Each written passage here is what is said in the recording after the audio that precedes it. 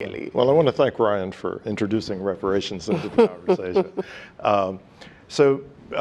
I've done a substantial amount of work on this topic, particularly in conjunction with my partner, Kirsten Mullen, and we have a new book on reparations that will be available in April called From Here to Equality. In the final chapter, we try to sketch how you might actually execute a reparations program. I think one of the critical things that we have to recognize is the magnitude of the racial wealth gap. And I think we've talked about the racial wealth gap here, but I don't think we've offered any numbers to give people a sense of the scale of that disparity. So if you were to examine the American population as a whole, Black Americans are about 13% of the nation's population, but Black Americans possess less than 3% of the nation's wealth. What that translates into at the average is an $800,000 differential per Black and white household. That is to say, the average Black household has $800,000 less in net worth than the average white household.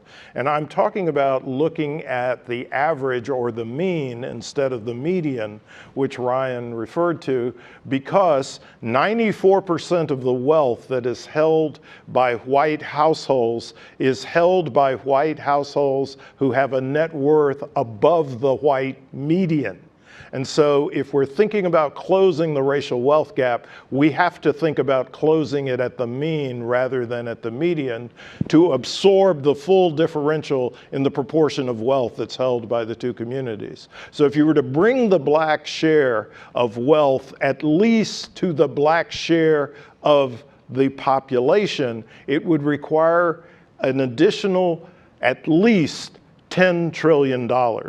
And so the other kinds of programs or initiatives that we're talking about are not going to come anywhere close to trying to eliminate or eradicate a gap at that magnitude.